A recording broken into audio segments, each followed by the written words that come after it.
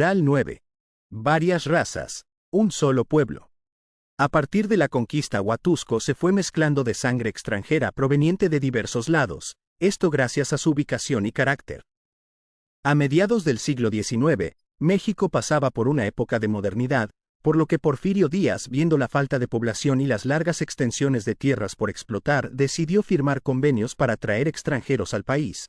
Los primeros en llegar fue un grupo de italianos. Entre 1858 y 1924 arribaron 6 barcos en los cuales llegaron 30 familias trentinas, que fundaron la colonia Manuel González en 1882. Con ellos viajaba su fervor por la Virgen del Rosario, con la cual coronaron la construcción de la capilla en Socapa del Rosario. Gracias a las tierras, herramientas, plantas y técnicas que el gobierno les brindó, pudieron establecerse y desarrollar su economía. Con disciplina y trabajo, las fincas y negocios de los italianos fueron creciendo incluso más que los locales. Esto produjo que al sumarse con los huatusqueños se creara una nueva potencia productiva. En 1898 se le otorgó la concesión a don Ignacio Canseco para construir una vía férrea desde Córdoba hasta Huatusco, empezando su construcción en 1900. Tras dificultades geográficas y la altura del puente del río Jamapa, el proyecto se encareció, ocasionando que el recurso no fuera suficiente, por lo que concluyó solo hasta Coscomatepec. A pesar de esto, conservó el nombre de El Huatusquito, tras 50 años de servicio, suspendiendo su caminar en 1953. Los tiempos avanzan y la tecnología también, llegando la energía eléctrica a Huatusco en 1896 por gestión del doctor Darío Méndez Lima, Nicolás González, Luis Muñoz, Carlos A. Hernández y Domingo Sousa. La planta eléctrica es construida por una compañía extranjera en 1897, la cual, aprovechando la caída de agua de la cascada de Vixtla, funcionaba a través de un dínamo gracias a la energía hidráulica. Ubicada al pie de la cascada, la primera planta eléctrica conducía la electricidad a la ciudad por medio de transformadores. Al principio la planta funcionaba solo en épocas de lluvia, por lo que se pensó hacer una represa para tener más potencia. Sin embargo, esto producía sobrecargas, generando constantes apagones, además de que el servicio no era capaz de abastecer a toda la ciudad, contratándose casi exclusivamente para alumbrado público, lo que propició la creación de la Unión de Consumidores de Luz Eléctrica de Huatusco, encabezada por don Manuel Cedas Rincón, la cual funcionó hasta 1953, año en que llega a Huatusco la Comisión Federal de Electricidad. El auge cafetalero crece y Huatusco se convierte en una región de importancia a nivel nacional, adentrándose en el mercado extranjero, exigiendo una calidad de exportación mayor, por lo cual el grano es escogido a mano, sobre una mesa seleccionadora, que solo las mujeres podían realizar, por su gran habilidad reuniéndose en bodegas. La señora Eufrosina Sarmiento Magdaleno, conocida como la Negra Moya, se convirtió en la representante de estas mujeres llamadas desmanchadoras. Posteriormente, Eufrosina fue la primera secretaria general del sindicato, siendo uno de sus logros conseguir el derecho al voto de sus compañeras obreras en 1953. Antiguamente, para llegar a Huatusco había que hacerlo entre veredas a lomo de bestia debido a lo accidentado del camino. Desde la conquista y a través del tiempo se fueron abriendo caminos de herradura por el creciente comercio, siendo los primeros el camino a Camarón y el camino a Coscomatepec. La primera carretera para automotores se fundó en 1928 conduciendo a Camarón. Posteriormente, en 1940 y 1947 se gestionaron caminos en forma. Entre movimientos políticos y económicos, el comercio local se establece en la Plaza Santa Cecilia, construyéndose jacalones abiertos con columnas de argamasa y exhibiendo su vendimia en banquetas y patios, así como en cajas de madera, contando algunos comerciantes con misceláneas. Enmarcando el horizonte del mercado, la torre del Templo de Santa Cecilia, que data de 1868, fue construida sobre un demolido montículo prehispánico, el cual abarcaba el actual templo y mercado. La torre del templo fue construida gracias al apoyo de distintas personas como las del párroco Anastasio Cedas, la señorita Isabel González, Rafael Herrera, don Prudencio Solleiro, Rafael González y el párroco Policanti, quien en 1888 continuó con la obra apoyado por don Carlos A. Hernández. La torre porta un reloj de 4 carátulas donado por la señora Sofía González de Rebolledo.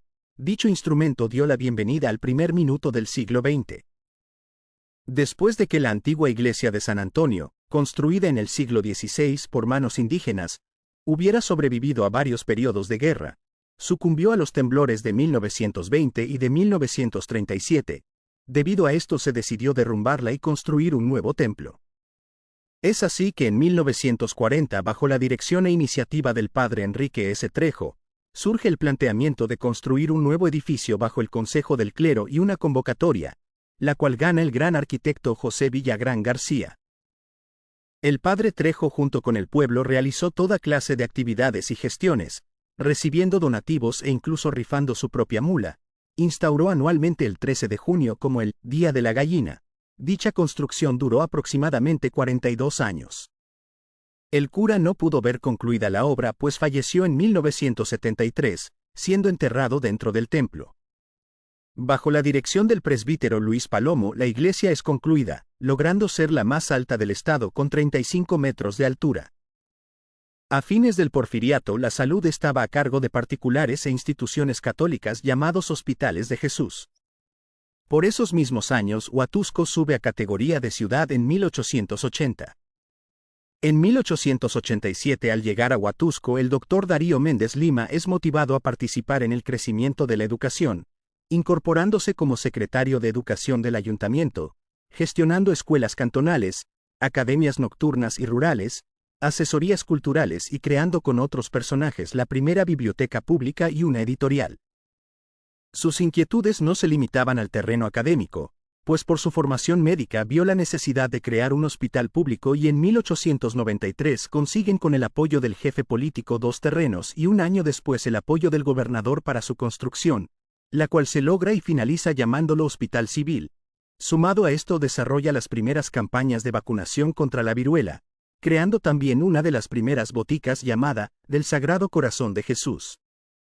Todo esto y más le valió ser reconocido como hijo predilecto de Huatusco. Su devoción por apoyar atendió diversas necesidades sociales, como conseguir en 1923 con gestiones, donativos propios y del pueblo, comprar junto a Jesús Coeto, Vicente Coria, Jesús Páez y Luis Muñoz el terreno donde se creó lo que hoy es la Alameda Chicuellar, inaugurada en 1904 y la cual estaba adornada por un kiosco, bancas de mampostería y una glorieta, todo entre grandes extensiones de pasto y árboles. El doctor Darío también fue catedrático de los institutos que fundó y fue maestro de grandes personalidades como Ernesto García Cabral, Rosario de la Fraga, Enriqueta Seara, Atenógenes y Atenodoro Pérez y Soto, teniendo como colega de cátedra a don Ismael Seara. Por estos actos filantrópicos se le puso su nombre al Hospital Civil y a una secundaria. En 1933 llegó a Huatusco el señor Francisco Buch de Parada, quien tuvo la idea de crear una ruta aérea de Jalapa a Orizaba con escala en Huatusco, gestionando con el alcalde municipal Félix Mejía Mesa, con los dueños de los terrenos de la zona Pistla y con varias personalidades de la región para poder materializarlo. El 30 de mayo de 1933 salió de la ciudad de Orizaba a las 11 de la mañana con destino a la Tierra del Gran Conejo el primer vuelo de esta ruta, siendo 4 pasajeros de renombre los primeros pasajeros. En Huatusco se voceó el primer gran aterrizaje, invitando a la población a presenciar la llegada. Poco tiempo después, debido a detalles atmosféricos, se cambió la ruta de Jalapa a Orizaba a Jalapa a Córdoba. En el año 1935 pierde la vida el capitán de vuelo al estrellarse en la Sierra Madre. Los demás pasajeros tuvieron solo heridas leves. 10 años después vuelve a ocurrir un accidente. En el Otepec se estrella el avión, dejando a sus pasajeros irreconocibles tras una fuerte tormenta. Sin miramientos ese mismo año se amplían las rutas hasta Ciudad de México con aviones biplanos para 12 pasajeros. Una tercer tragedia llega en 1946 vistiendo de luto a Huatusco. En los restantes años de la aviación en Huatusco, en los años 60 se estrella en el Otepec un avión con 6 pasajeros turistas, muriendo todos calcinados. En el cierre del siglo XIX la visión francesa permeó en varios sentidos, tanto en hábitos como en moda, cultura y arquitectura, construyendo chalets con referencias a los castillos franceses del siglo XVII, pero adaptados al contexto nacional. En Huatusco hubo varios chalets, entre ellos el conocido como Chalet Landa. En esa misma época Huatusco fue llamada la ciudad de los pianos, ya que llegó a haber un ejemplar de estos instrumentos en casi todas las casas consistoriales. En los años revolucionarios se desarrolló y adaptó la charrería como símbolo mexicano, quedándose en las costumbres huatusqueñas como actividad recreativa, junto a la tauromaquia, que prácticamente solo los hacendados podían realizar, pues en 1908 se hacían corridas en la Plaza de Toros de Huatusco, la cual se ubicaba a un costado de la Alameda. En estos actos participaban toreros huatusqueños como Maximino Sosol, Álvaro Beristain, Rafael Espejo y Miguel Loyo, entre otros. El ganado se traía de Tlaxcala y era guardado en Jocotla. En general era una gran fiesta donde la gente de sociedad acudía con sus mejores galas, pues con esos fondos se hacían también diversas mejoras en la ciudad. Entre los servicios básicos que se necesitaban en la ciudad, se construyeron 4 cajas de agua, de las cuales solo se conserva la más antigua de 1882 ubicada en la Avenida 4. Además se construyeron 3 acueductos. Aún así el servicio no abastecía toda la ciudad, por lo que en la administración de Miguel Alemán se gestionó para introducir el agua potable. Desde antes y durante la conquista por diversas situaciones políticas y económicas, se crearon túneles. Estos se conectaban entre las casas, haciendas e iglesias, desembocando a las afueras de la ciudad.